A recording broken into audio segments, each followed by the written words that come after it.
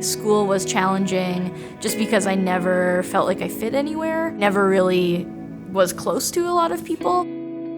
I also always had questions around my own gender identity. It wasn't probably until my late 20s that I got the language for that.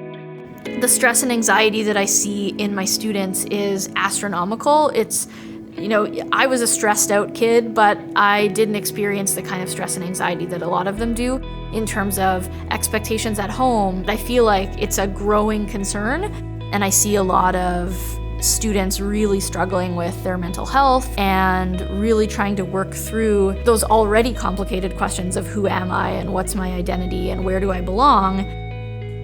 I think what I want for students is for them to be able to authentically be themselves and to see themselves represented in the world around them. And that can only happen when you know your students. Maybe you wouldn't dye your hair purple, and maybe you wouldn't have tattoos, and maybe you wouldn't talk about some of the things that I talk about, but at the end of the day, we want the same things for kids. In order to be an educator that is encouraging critical thought and is encouraging kids to be who they are, there's a lot of work that goes into that. It's engaging with academic research, getting the information that you need so that you can impart it in a way that's age appropriate and that is respectful of where they're at in their journey. Sometimes I feel like I am simultaneously a social worker and a counselor and a nurse practitioner.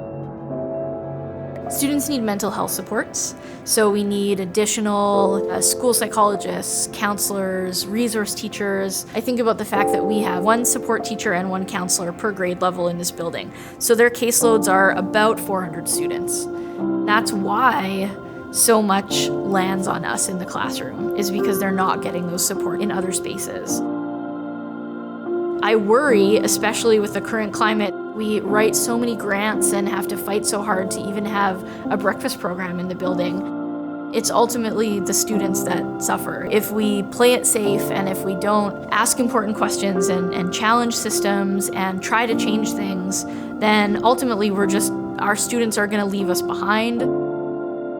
I often think about, why I so adamantly and constantly talk about being proud to be queer and being proud to be non-binary and using the pronouns that I use, which can be really challenging for some people, but I know that there have been students in the past that have said, it really mattered to me that you spoke up for that, or it really made me feel like I could be who I was because you were being who you were.